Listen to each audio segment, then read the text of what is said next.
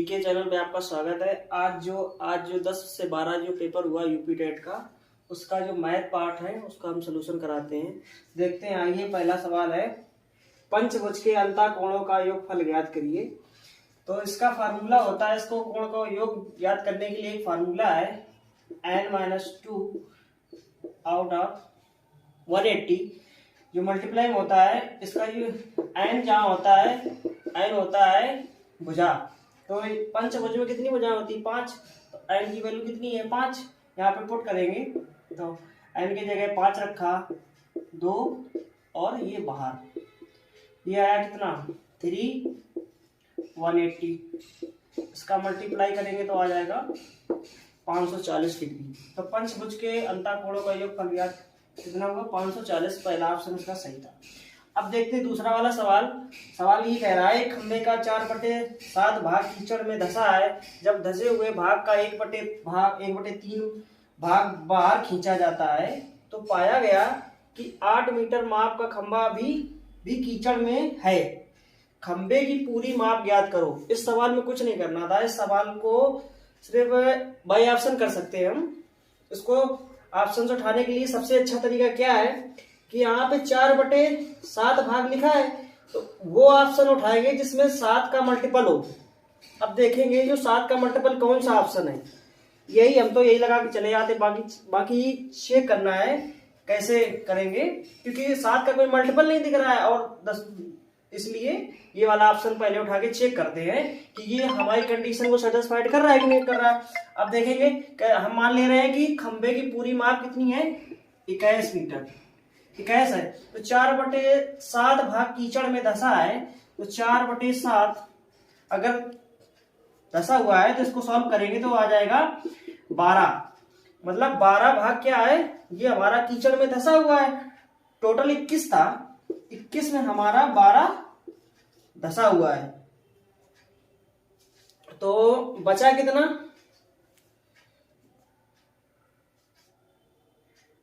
1/3 भाग। ये 12 भाग धंसा हुआ है। अब ये कह रहा है धंसे हुए भाग का 1/3 भाग बाहर खींचा जाता है, तो धंसा कितना है? 12। तो इसका 1/3 भाग और बाहर खींच लिया, कितना हो गया? 1/3 भाग इसका होगा 4। मतलब 12 में से 4 भाग और ऊपर खींच लिया, तो 12 में से 4 ऊपर खींच लिया, तो अभी भी कितना धंसा हुआ है? 8 धंसा हुआ है। तो क्या कह रहा है? बाहर 1/3 भाग हमने बाहर खींच लिया, 4 खींच लिया, तो कि 8 मीटर माप का खंबा अभी भी कीचड़ में धंसा हुआ। देखो हमारा 8 मीटर अभी भी धंसा हुआ है। ये इसका मतलब ये ऑप्शन सही है। अब देखते हैं नेक्स्ट क्वेश्चन, देखते हैं 3 नंबर। ए और बी किसी काम को 12 दिन में करते हैं, बी और सी उसी काम को 15 दिन में करते हैं, और सी और ए उसी काम को 20 दिन में करते हैं। ए अकेले उसी काम को कितने दिन में कर सकता है? सबसे पहले ए और बी कितने दिन में करते हैं? 12 दिन में। बी और सी कितने दिन में करते हैं? 15 दिन में। और सी और ए कितने दिन में करते हैं? 20 दिन में। तीनों का एलसीएम ले लेंगे, 60 आई टोटल वर्क। ये क्या है? Total work. ए और बी की क्षमता निकालने के लिए इसमें भाग देंगे, तो 12 पंचे 60 और 15 चौको 60, 20 तिहाई 60। अब total A B C twice आप, क्योंकि ये 2 बार लिखे इसलिए 2, और टोटल इनकी क्षमता कितनी हुई? 9 3 12। तो ए और बी की तीनों की कंबाइंड हमने क्षमता निकाल ली, कितनी आई? 6। अब हमें ए से काम करवाना है तो ए की क्षमता पता होनी चाहिए। ए की क्षमता कैसे पता है? कि बी और सी हटाना पड़ेगा। बी और सी की क्षमता कितनी? 4। तो ए + 4 = 6। तो ए की क्षमता कितनी आ गई? 2। यानी ए एक दिन में 2 काम करता है। काम कितना है? 60 काम है। एक दिन में करता कितना काम? 2। तो कितने दिन में कर देगा? 30 दिन में कर देगा। ऑप्शन इसका सेकंड सही है। ये वाला क्वेश्चन देखते हैं। यदि किसी वस्तु का क्रय मूल्य उसके विक्रय मूल्य का 3/2 है तो लाभ या हानि % ज्ञात करो। देखते हैं इसको कैसे करते हैं। इसको ऐसे करेंगे, कह रहे हैं विक्रय मूल्य का 3/2 है, तो हम विक्रय मूल्य मान लेते हैं 2। तो सीपी कितना हो जाएगा? विक्रय मूल्य कितना हो जाएगा? 3 हो जाएगा। इसका मतलब ये है कि हमने खरीदी 3 में, अब बेच कितने में? 2 में। तो हमें कितना क्या हुआ, घाटा हुआ ना, 1 रुपए का घाटा हुआ। कितने पे घाटा हुआ, हमेशा सीपी होता है, हानि या लाभ हमेशा सीपी होता है, तो 3 नीचे रहेगा, और 1/3 का मतलब होता है 33, सही 1/3%। और पता है हानि हो रही है, तो यहाँ पे क्या हो जाएगा, हानि। तो ऑप्शन कौन सही हो जाएगा, थर्ड वाला। अब कह रहे हैं 12, 10, 12 को 12 से भाग देने पर शेष फल है, तो इसको सिंपली भाग दे लेंगे। सिंपली भाग देने के बाद ये आ रहा 4 आएगा। अब ये वाला सवाल देखते हैं, कह रहे हैं कि गुणनफल में इकाई का अंक ज्ञात करने। बिल्कुल सिंपल, 8 बार बार का मल्टीप्लाई करते हैं इनका और इकाई का अंक हमें पता चल जाएगा। तो इनसे देखते हैं, 8 छंग 48, और 48 में 8, 9 8 72, 72 में 2, 2 दूनी 4, इसका मतलब 4 अंश का आंसर आ गया।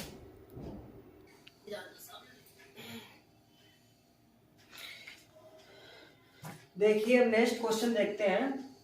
नेक्स्ट क्वेश्चन क्या कह रहा है, यदि समांतर माद ए और ज्यामितीय माद जी तथा हरात्मक माद तीनों में संबंध पूछा गया था कि तीनों के बीच संबंध क्या होता है, तो संबंध ये होता है A greater than equal to G greater than equal to H. ये तीनों में, ये इंटर में पढ़ा है, ये तीनों में क्या कह ये संबंध होता है। अब देखते हैं नेक्स्ट सवाल क्या कह रहा है, कह रहे यदि दो संख्याओं का अंतर इतना है और गुणनफल, अंतर था गुणनफल क्रमशः 5 और 36 है, तो उनके प्रतिक्रमों का योग, इसका डायरेक्ट होता है, इसका ये फार्मूला होता है डायरेक्ट, अंतर मल्टीप्लाई अंतर क्या है 5 और उनका मल्टीप्लाई कितना है 36, तो ये वाला आंसर हो जाएगा। किसी कमरे की चारों दीवारों का क्षेत्रफल दिया है तथा लंबाई उसकी चौड़ाई की दोगुनी है।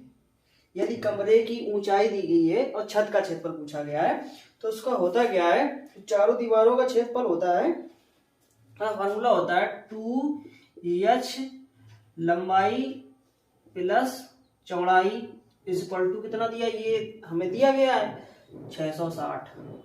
अब देखो इसमें क्या दिया गया है, h बराबर कितना दिया है, ऊंचाई दी 11, और यहाँ बोला गया जो लंबाई है वो चौड़ाई की दोगुनी है। अगर हम चौड़ाई x मान लें तो ये हो जाएगी लंबाई 2x इक्वल टू, ये हो जाएगा, तो ये हो जाएगा 11 दूनी 22 और 22 तिहाई 66, ये 30 हो गया, और ये 3x हो गया। x की वैल्यू कितनी आ गई 10, x की वैल्यू 10 आ गई। इसका मतलब क्या है, चौड़ाई हमारी 10 x मानी थी और लंबाई कितनी मानी थी 2x, तो चौड़ाई यानी लंबाई आ गई 20 क्योंकि दुगनी है चौड़ाई से, और चौड़ाई आ गई कितनी 10। तो पूछा गया क्षेत्रफल, तो क्षेत्रफल कितना होता है, लंबाई गुणा चौड़ाई को कर देंगे, दोनों को मल्टीप्लाई कर देंगे, यानी कि कितना आ जाएगा 20 गुणा 10 बराबर कितना आ जाएगा 200, और क्षेत्रफल है तो फिर मीटर स्क्वायर हो जाएगा। तो देखते हैं कौन सा ऑप्शन होगा, ये 200 मीटर स्क्वायर। ये देखते हैं, कह रहे हैं 14/33 42/55 और 21/22 का एचसीएफ पूछा गया था। तो इसका सबसे अच्छा है कि एचसीएफ जो होता है उसमें इन संख्याओं में एचसीएफ का भाग जाना चाहिए। तो ऑप्शन से समझ में आ रहा है इसका भाग तो इसमें जा नहीं रहा, ना इसका भाग इसमें जा रहा है, ना इसका भाग इसमें जा रहा, तो ऑप्शन यही सही हो गया। तो नहीं चेक कर लेते हैं, 7 का भाग देखो उसमें भी जाएगा, इसमें भी जाएगा, इसमें जाएगा, और एलसीएम का मतलब ये होता है, और जब एलसीएम निकाला जाता है तो ऊपर का एलसीएम निकाला जाता है और नीचे संख्याओं का एलसीएम निकाला जाता है। तो एलसीएम जो होता है, एलसीएम में इनका भाग देंगे एलसीएम में, तो ये एलसीएम लिखा है ना, तो इसका भाग इसमें देखो जा रहा है, इसका भाग इसमें जा रहा है, इसका भाग इसमें जा रहा है, इसका मतलब यही आंसर सही हो गया। आइए देखते हैं नेक्स्ट क्वेश्चन। कह रहे हैं इसका वर्गमूल पूछा गया था। इसका वर्गमूल कैसे होता है, जो रूट के अंदर वाली जो संख्या लिखी होती है इसके ऐसे 2 गुणा करो जिसका योगफल 7 आ जाए। तो कौन से गुणनफल बन रहे हैं, 5 दूनी 10, 5 दूनी 10 बन रहे हैं इसके फैक्टर। तो 7 प्लस ये है, इसके हमने 2 मल्टीप्लाई करी ये, ठीक है। अब ये होता है कि इनका स्क्वायर करें तो ये आ जाए, तो इसको क्या लिखेंगे, ये वाला स्क्वायर प्लस, इसको ऐसे लिख सकते हैं, इसको 7 लाने के लिए ये a square plus b square plus 2a into B, ये देखो बन गया a प्लस बी का होल स्क्वायर। तो a की जगह क्या है, √5 प्लस √2 और होल स्क्वायर, ये वही तो लिखा है होल स्क्वायर। अब इसका वर्गमूल निकालना, मतलब क्या, इसका वर्गमूल निकालना था। तो वर्गमूल से क्या, ये वाला से ये वाला कट गया, तो आ जाएगा √5 प्लस √2। कौन सा ऑप्शन होगा, सेकेंड ऑप्शन होगा, √2 प्लस √5। अब अगला वाला क्वेश्चन देखते हैं। करें एक वर्ग और समबाहु त्रिभुज की एक भुजा अवनिष्ठ है। देखो इसको कैसे लगाएंगे, इसको ऐसे लगाएंगे, एक वर्ग और समबाहु त्रिभुज की एक भुजा अवनिष्ठ है। यदि त्रिभुज की एक भुजा हमें 4/3 सेंटीमीटर लंबी है तो उस आकृति का परिमाप ज्ञात करो। तो क्या करना पड़ेगा, वर्ग बनाते हैं। ये क्या हुआ, वर्ग। वर्ग की चारों भुजाएं क्या होती, बराबर होती हैं। तो एक उभयनिष्ठ भुजा है, तो उभयनिष्ठ मतलब क्या, दोनों में कॉमन है, वो समबाहु त्रिभुज में भी है और वर्ग में भी है। तो हमने ऐसा कर लिया, देखो ये वाली जो भुजा है वो समबाहु में भी, इसमें वर्ग में भी और समबाहु त्रिभुज में भी है। तो कह रहे हैं इसकी भुजा हमें पता है त्रिभुज की 4/3, तो ये वाली 4/3 भुजा, ये वाली भी 4/3 होगी। तो अब ये उसकी इक्वल है, इसका मतलब क्या है, ये वाली भी 4/3 हुआ और ये वाली भी 4/3, तो ये वाली भी 4/3। परिमाप निकालने के लिए क्या होता है, किसी भी आकृति का आपको परिमाप निकालना हो, उसकी सारी आकृतियां, मतलब उस आकृति की जो बाहरी है सब जोड़ लो तो वो परिमाप आ जाता है। इसको बाहर कौन से, 1 2 3 4 5 भुजाएं कितने हैं, 4/3 सेंटीमीटर की 5 भुजाएं हैं। तो परिमाप ने निकाल लिया, तो ये हो जाएगा 20/3। इसका मतलब होगा 6 सही 2/3 सेंटीमीटर। तो देखते कौन ऑप्शन है, 6 सही 2/3 सेंटीमीटर, चौथा ऑप्शन। ये वाला आंसर सही हो जाएगा इसका ये वाला हो जाएगा। आइए नेक्स्ट क्वेश्चन देखते हैं। यूपी टेट का पेपर अच्छा आता है, सही है। ये सब रिपीट क्वेश्चन है, जो अदर एग्जाम में पूछे हुए हैं, ये सब लगा चुके हैं हम। कौन सी संख्या 9 से विभाजित होती है। देखो 99 का विभाजित करना मतलब ये होता है 9 × 11। इसका मतलब जो संख्या 9 और 11 दोनों से डिवाइड होनी चाहिए, वो संख्या पूरी इससे डिवाइड हो जाएगी। तो देखते हैं 9, देखते हैं 9 चेक करते हैं सबसे पहले, कौन संख्या 9 से भाग हो रही है। 9 ढूंढने जाते हैं सबसे पहले, तो 9 ये हो गए, और ये 8 8 4 12 6 18। 9 से तो ये डिवाइड है, इसका मतलब 9 से डिवाइड है। 11 से देखते हैं, 11 का अल्टरनेट करते हैं, 7 3 10 10 4 14 14 6 20। अब इसमें देखते हैं, 5 2 7 और 7 में प्लस 0 करेंगे तो 7 आ जाएगा। इसका मतलब इसका अंतर आएगा 13। इसका मतलब ये संख्या जो है 11 से डिवाइड नहीं है, इसका मतलब ये वाली संख्या 99 से डिवाइड नहीं होगी। इसी चेक कर लेंगे, इसको चेक करेंगे, इसको भी चेक करेंगे, जो इसमें दोनों सेटिस्फाइड कर जाएंगे वो हो जाएगा। तो अब देखते हैं 9, इसमें 9 कट रही है, 6 3 9, यानी कि ये तो 9 से नहीं कट रही है, 4 2 6 1 7, ये तो हो ही नहीं सकता, ये भी नहीं है। ये चेक करते हैं, 9 7 5 12 12 3 15 1 16, ये भी नहीं कट रही है 9 से।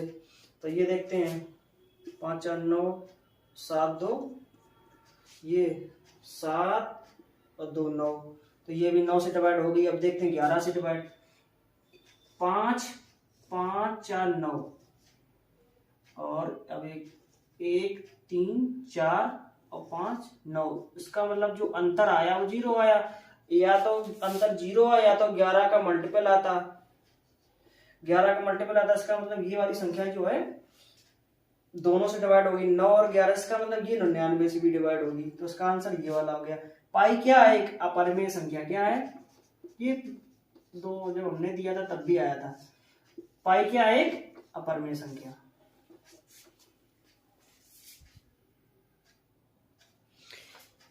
आइए अब नेक्स्ट क्वेश्चन देखते हैं। 14 हो चुके हैं, ये 15 नंबर क्वेश्चन है। यदि 10 की पावर 3x 10 की पावर 3x इक्वल टू 125 हो तो 10 की पावर -2x का मान ज्ञात करो। ये पूछा गया था। देखो इसको क्या करेंगे, इसका सोल्यूशन यहाँ, पहले इसको देख लेते हैं, इसको हटा देते हैं, फिर उसको सोल्यूशन यहीं लिखेंगे। लिखा है 50 से छोटे घन पूर्णांकों में अभाज्यों की संख्या बतानी है। ठीक है, तो इसका एक हमने कोड बनाया है जो बहुत ही कारगर है। अगर वो कोड याद है तो उसको तुरंत कर सकते हैं कि 44, 22, 32, 23, 21, ये कोड एक है। इस 1 से लेकर 100 तक की बीच की अभाज्य संख्याएं जो हैं वो कोड के फॉर्म में है। तो उसमें क्या है, जैसे 1 से लेकर 50 तक, यानी कि 10, 20, 30, 40, 50, ये इतनी हमें पता करनी है। 50 तक पूछा गया है, इसको जोड़ लेते हैं। 4 4 8 और 8 4 12 और 3 15, इसका मतलब क्या हो गया, इसका आंसर हो गया 15। अब इसको हटा देते हैं, ऊपर वाले का सोल्यूशन बताते हैं। ये कोड देख लो, बहुत इंपॉर्टेंट, ये कहीं मिलेगा नहीं, ये हमारा खुद का बनाया हुआ है। अब ये देखते हैं क्वेश्चन 10 की पावर 3x = 125। अब देखो इसको ऐसे लिख सकते हैं, अब इसको लिख सकते हैं 5 की पावर 3, ये लिखा है। अब इसको कंपेयर कर लेते हैं, घाते समान है तो कंपेयर कर लेंगे, यानी 10 की पावर x बराबर आ जाएगा 5। देखो हमसे पूछा गया है यहाँ पर -2x लाना है। इसका मतलब क्या है, 10 की पावर x है, ऊपर हम -2x का मल्टीप्लाई कर दें और इधर भी कर दें तो कोई फर्क पड़ेगा, नहीं पड़ेगा। अब देखो इसको ऐसे लिख सकते हैं 10 की पावर -2x, हमसे यही पूछा गया है। अब देखो माइनस है तो नीचे ले आओ तो प्लस हो जाएगा, यानी 5 की पावर 2, यानी 5 का स्क्वायर। 5 का स्क्वायर क्या होता है, 25, तो 1/25 आंसर हो जाएगा। कौन सा आंसर होगा, पहला वाला 1/25। तो इसको मिट देते हैं। अब देखो ये कहा गया है, ये वाला सवाल देखते हैं। सवाल, संख्या को किसी संख्या से भाग देने पर भागफल इतना आता है, शेषफल इतना आता है, तो भाजक ज्ञात करो। बहुत सिंपल है। देखो भागफल क्या है, भागफल इधर लिखा जाता है, भागफल कितना है 167, और शेषफल यहाँ लिखा जाता है 43, और इतनी जी वाली संख्या भाग दिया जा रहा है तो इसका मतलब ये यहाँ पर होगा। अब पूछा गया है भाजक, यानी ये वाली संख्या हमसे पूछी गई है। तो ये सिंपल होता है कि इन दोनों का मल्टीप्लाई और प्लस ये जोड़ देते तो ये वाली संख्या आ जानी चाहिए। तो सॉल्व कर लेना तो ये आ जाएगा 96। तो इसका मतलब ये हो जाएगा x प्लस, इसका आंसर, इसको सॉल्व कर लेना तो ये आ जाएगा 96 आ जाएगा। यहाँ पे x बराबर क्या आ जाएगा 96।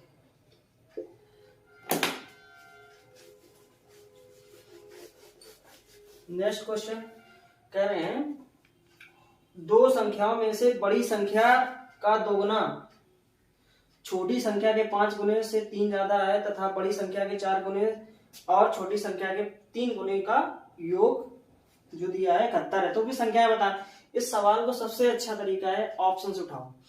ऑप्शन उठाते हैं, पहला वाला ऑप्शन उठाते हैं, बड़ी संख्या कौन है 1 और छोटी संख्या कौन 2।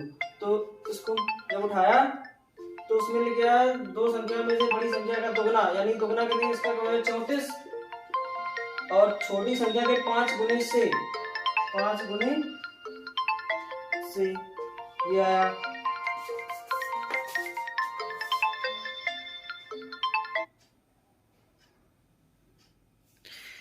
5 गुने से, तो इसका 5 गुना कर दिया।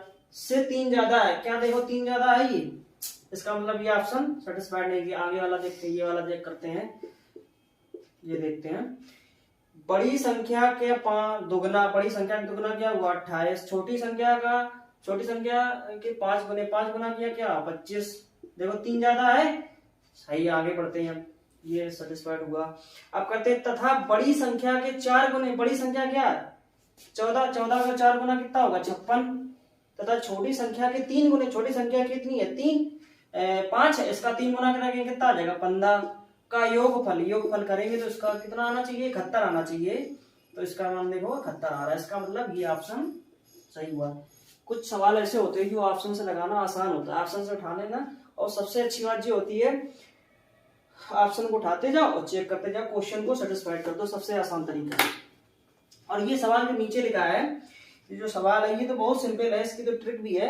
अगर तीन इक्वेशन आपस में बराबर दी हैं तो उसको एक वेरिएबल के साथ बराबर करके माना जाता है। लेकिन इसकी जब ऐसे फॉर्मेट में दिया तो इसका आसान ट्रिक ये होती है, वो के जो होता है वो के से कट जाएगा। लेकिन इसका सिंपल तरीका ये है, इन तीनों को जोड़ लेते हैं और जिससे भाग दिला रहा है, सी से दिला रहा है तो इनको जोड़ो, 7 4 11 3 14, और सी से भाग दे रहा है 14 में 7 का भाग देना है। इसका मान क्या है 14, और 14 में 7 का मान, सी की वैल्यू कितनी है, इसका मान ये हो जाता है, इसका मान ये हो जाता है, ये हो जाता है, तो 7 का भाग 14 में कितना आ जाएगा 2। इसका आंसर कितना आया 2।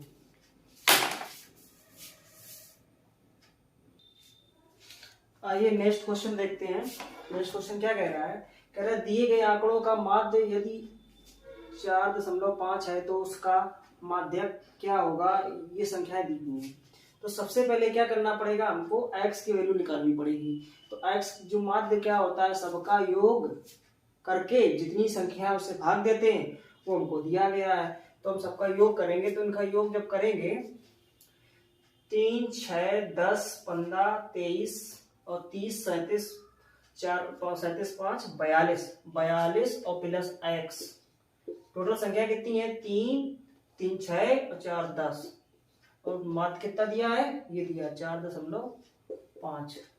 तो ये हो जाएगा x आ जाएगा, यहाँ से 3 आ जाएगा, यानी कि हमें x कितना पता चल गया, 3 पता चल गया। अब क्या करते हैं, इसको सीक्वेंस में लगा लेते हैं, यानी कि छोटे से बड़े की ओर लगा लेते हैं।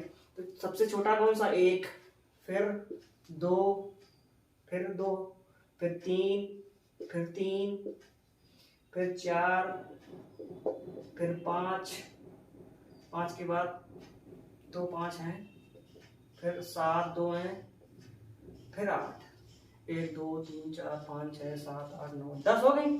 सबसे बढ़िया है जो माध्य निकाला जाता है, वो क्या करते हैं, दोनों तरफ से काटते जाओ, एक इधर से एक इधर से, एक इधर से एक इधर से काट दिया, एक इधर से एक इधर से, एक इधर से एक इधर से, जो बीच के बचे हैं इनको जोड़ो, कितना हुआ 9, 9 का आधा कितना हुआ, ये हुआ आंसर। इसका मतलब इसका माध्य कितना आया, पहला आंसर सही है। आइए नेक्स्ट क्वेश्चन देखते हैं। ये प्रॉपर्टी है, कह रहे हैं त्रिभुज एबीसी के मध्य बिंदु, जो भुजाओं के मध्य बिंदु है ना, क्रमशः इतने दे दिए, यानी कि त्रिभुज मान लेते, कोई त्रिभुज है एबीसी, ये त्रिभुज क्या है एबीसी। ये प्रॉपर्टी डायरेक्ट पूछी गई है, पहले पिछले भी पूछी जा चुकी है। कह रहे हैं कि मध्य बिंदु जो है, मध्य बिंदु जो भुजा एबी का मध्य बिंदु, एसी का मध्य बिंदु और बीसी का मध्य बिंदु, डी ई एफ दिया है, और फिर इसको मिलाया है, ये चित्र पेपर में आया है।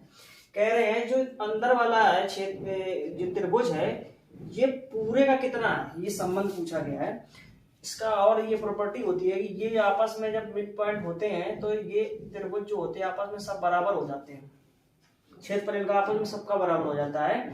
तो ये प्रॉपर्टी बनती है कि अगर मान लो इसका एक मान लें, इसका एक मान लें, इसका एक मान लें, इसका एक मान लें, तो पूरे का क्षेत्रफल एबीसी का कितना हुआ 4, पूरे का कितना हुआ 4।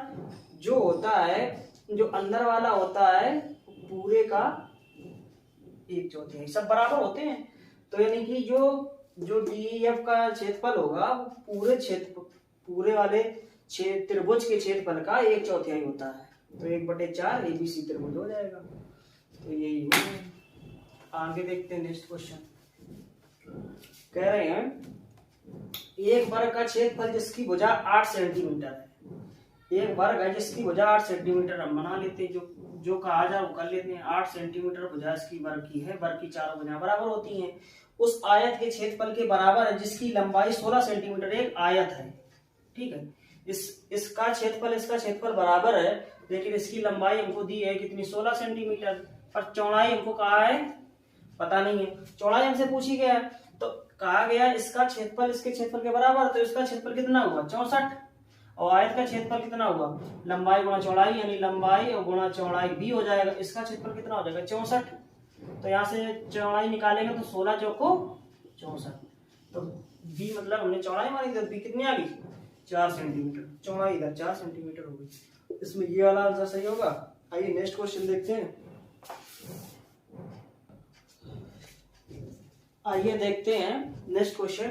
लिखा है एक त्रिभुज की रचना करने के लिए संभव भुजाएं हैं। तो एक त्रिभुज की कंडीशन क्या होती है, त्रिभुज जब भी बनता है त्रिभुज की किन्हीं भी दो भुजाओं का योग तीसरी भुजा के योग से हमेशा बड़ा होना चाहिए। ये त्रिभुज बनने की कंडीशन होती है। तो वही कंडीशन इसमें अप्लाई करना है। देखो इसमें क्या है, ये मिलीमीटर, तो उसमें इधर से पॉइंट लगा लेते हैं, इधर भी पॉइंट लगा लेते हैं। तो किन्हीं भी दो भुजाओं का योग करते हैं। देखो तीसरी भुजा से अधिक होना चाहिए तभी त्रिभुज बन सकता, अन्यथा नहीं बनेगा। इन दोनों का योग देखते हैं लगभग 17 हो जाएगा। और ये देखो किन्हीं भी दो भुजाओं का योग तीसरी भुजा से अधिक है। अब देखते हैं, ये वाली भुजा तो उठा ली, अब ये वाली उठाते हैं, इनका योग करते हैं तो ज्यादा है इससे, ठीक है। अब इनको उठाते हैं, इनका योग करते हैं तो ये देखो कम पड़ जाएगा, तो इसीलिए ये नहीं होगा, सेटिस्फाइड नहीं होगा। ऐसे चेक करते हैं, ये भी नहीं होगा, ये भी नहीं होगा, और ये वाला हो जाएगा 6 4 10, यानी कि 10.9 ज्यादा है। इसका भी लगभग इससे ज्यादा है। अब इनका योग भी इससे ज्यादा है। इसका मतलब यही हो गया ऑप्शन नंबर डी। कह रहे हैं को आरोही क्रम में लगाना है। इसको आरोही क्रम में लगाना है, इसको सबसे पहले कैसे सॉल्व करते हैं, तो सबसे पहले इसकी पावर लिखते हैं। 3 की पावर 1/2 और 4 की पावर 1 कितना है 3, तो 1/3 कर देते हैं। और 5 की पावर कितना है 1/4। तो सबसे पहले इनका एलसीएम ले लेते हैं, 2 3 4 का। तो ऐसी संख्या में 2 3 4 से भाग हो जाए, इसका मतलब 12 ले लेते हैं। 12 का पूरे मल्टीप्लाई कर देते हैं, तो ये आ जाएगा कितना, 3 की पावर आ जाएगा 6, और ये आ जाएगा 4 की पावर 4, और ये आ जाएगा 5 की पावर 3। तो अब देखो ये होता है 3 की पावर 6 होता है 729, 4 की पावर होता है 4 चौको 16 चौको 64 चौको 256, 55 25 5 125। तो अब देखने आरोही क्रम का मतलब क्या होता है, छोटे से बड़ी की ओर, यानी इसका मतलब पहले ये होगा, फिर ये होगा, फिर ये होगा। इसका मतलब ये वाला सबसे पहले ये वाला होगा, यानी कि 4√5 कामा 3√4 कामा √3। इसका मतलब ये वाला आंसर सही होगा। नेक्स्ट क्वेश्चन देखते हैं। नेक्स्ट क्वेश्चन ये कह रहा है, देखते हैं पूरा दिख रहा है कि नहीं दिख रहा है। हाँ दिख रहा है पूरा क्वेश्चन।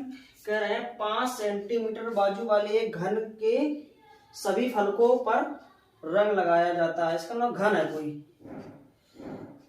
कोई घन है, ये घन है।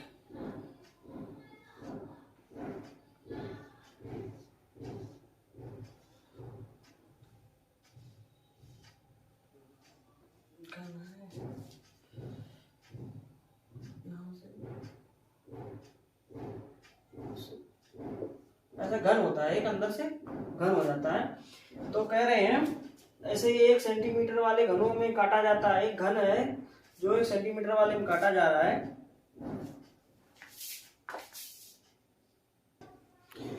हाँ देखते हैं क्वेश्चन। कह रहे हैं कि घन है, इसको यदि इसे 1 सेंटीमीटर क्यूब वाले घनों को में काटा जाता है तो 1 सेंटीमीटर वाले कितने घनों को केवल एक ही फलक पर रंग होगा। मतलब ये बताना है, इसमें हमें घन काटने हैं। तो 6 फलक होती हैं, तो एक तरफ इसका काटेगा, इसे ऐसे हमने काटे।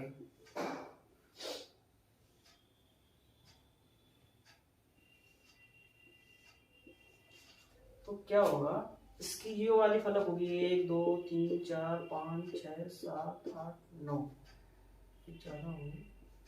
ये जो होंगे 9 फलक पे एक कलर होगा। बाकी इसकी इस प्रकार एक तरफ कितनी है 9, वैसे है कितनी फलक 6 फलक पर जो है एक ही तरफ कलर है, इनसे एक ही तरफ कलर है, बाकी नहीं है। तो ऐसी इधर भी 6 होगी, इधर भी 6, और पीछे वाले में 6 नीचे 6, तो 6 फलक होती है। कितना मतलब 9 छक्का 54, मतलब 54 घन ऐसे होंगे जिसपे एक ही तरफ कलर होगा। तो कौन सा आंसर होगा, चौथा वाला आंसर। इसका मतलब 54 आंसर सही है।